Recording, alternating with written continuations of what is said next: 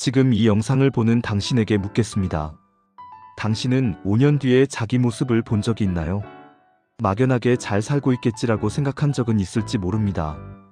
하지만 구체적인 장면으로 떠올려 본 적은 거의 없을 겁니다. 어디에 살고 있는지, 누구와 함께 있는지, 아침에 어떤 기분으로 눈을 뜨는지. 사실 대부분의 사람은 자신이 원하지 않는 삶을 아주 또렷하게 알고 있습니다. 돈 걱정하며 살고 싶지 않다. 시간에 쫓기며 살고 싶지 않다. 눈치 보며 살고 싶지 않다. 하지만 정작 원하는 삶의 모습은 흐릿합니다. 그리고 여기서 인생의 차이가 벌어집니다. 성공한 사람들은 공통적으로 미래의 장면을 이미 마음속에 그리고 삽니다. 그 장면을 매일 봅니다. 매일 느낍니다. 마치 이미 이뤄진 것처럼 말입니다. 오늘 영상의 주제는 바로 그 도구입니다. 비전보드. 이 영상 하나로 당신은 단순한 동기부여를 넘어서 인생의 방향을 설계하게 될 것입니다. 지금부터 끝까지 집중해서 들어보세요. 비전보드는 단순한 이미지 모음이 아닙니다. 비전보드는 당신의 잠재의식을 움직이는 가장 강력한 시각적 장치입니다. 비전보드는 무엇인가? 비전보드는 내가 원하는 삶의 장면을 사진과 문장으로 시각화해 눈에 보이게 만든 판입니다. 집, 차, 돈, 직업, 관계, 건강, 자유로운 하루의 모습, 이 모든 것을 이미 이룬 것처럼 배치해 놓는 것입니다. 사람의 뇌는 현실과 상상을 구분하지 못합니다. 특히 반복적으로 보는 장면에 대해서는 그것을 사실로 받아들이기 시작합니다. 그래서 비전보드는 꿈을 꾸는 도구가 아니라 현실을 설계하는 도구입니다. 그렇다면 왜 비전보드가 필요한 걸까요? 첫 번째 이유는 방향을 만들기 위해서입니다. 대부분의 사람은 열심히는 삽니다. 하지만 어디로 가는지는 모릅니다. 지도 없이 걷는 것과 같습니다. 비전보드는 당신 인생의 지도입니다. 어디로 가고 있는지, 왜 이 선택을 하는지, 지금 이 고생이 무엇을 위한 것인지, 그 방향을 매일 상기시켜줍니다. 두 번째 이유는 잠재의식을 설정하기 위해서입니다. 의식은 하루 종일 현실 문제를 처리하느라 바쁩니다. 하지만 인생을 바꾸는 건 의식이 아니라 잠재의식입니다. 잠재의식은 이미지에 반응합니다. 글보다 사진에 반응합니다. 그래서 비전보드는 아침에 눈을 뜨자마자 밤에 잠들기 직전에 가장 강력한 영향을 미칩니다. 세 번째 이유는 행동을 바꾸기 위해서입니다. 사람은 자신이 믿는 대로 행동합니다.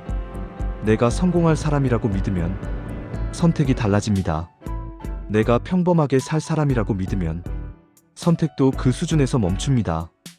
비전보드는 나는 이런 삶을 살 사람이다라는 정체성을 만들어줍니다. 그렇다면 정말 비전보드로 인생이 바뀐 사람이 있을까요? 있습니다. 그리고 아주 많습니다. 짐 캐리는 무명 배우 시절 자기 자신에게 수표를 썼습니다. 액수는 $10,000, 사유는 연기 서비스 제공. 그 수표를 늘 지갑에 넣고 다녔습니다. 그리고 정확히 몇 년 뒤 그 금액을 실제 출연료로 받았습니다. 오프라 윈프리는 가난한 어린 시절 자신이 무대에서 사람들에게 말하는 모습을 수없이 상상했습니다. 그 장면은 그녀의 비전보드 그 자체였습니다. 아놀드 슈왈제네거는 미국에 오기도 전에 헐리우드 스타가 된 자신의 모습을 구체적으로 그렸습니다. 그는 항상 말했습니다. 이미 머릿속에서는 이뤄진 일이었다고. 이들은 특별해서 성공한 게 아닙니다. 이미 이뤄진 장면을 먼저 마음속에 살았기 때문에 현실이 따라온 것입니다. 이제 당신 차례입니다. 그렇다면 비전보드는 어떻게 만들면 될까요? 복잡하지 않습니다. 첫 번째 단계, 인생의 영역을 나눕니다. 재정, 직업과 일, 관계, 건강, 라이프 스타일, 자기 성장. 각 영역마다 진짜 원하는 모습을 적어봅니다. 남들이 좋다는 것 말고, 부모가 원하는 것 말고, 사회가 말하는 성공 말고, 내가 진짜 원하는 장면입니다. 두 번째 단계, 이미지를 고릅니다. 구체적일수록 좋습니다. 집이면 어떤 분위기의 집인지, 차면 어떤 차를 타고 어디를 달리는지, 돈이면 통장 숫자를 보는 장면인지, 여유롭게 커피를 마시는 장면인지, 이미지를 보는 순간 기분이 좋아져야 합니다. 세 번째 단계, 현재형 문장을 만듭니다. 나는 성공할 것이다가 아니라 나는 이미 원하는 삶을 살고 있다. 나는 부자가 될 것이다가 아니라 나는 풍요로운 삶을 살고 있다.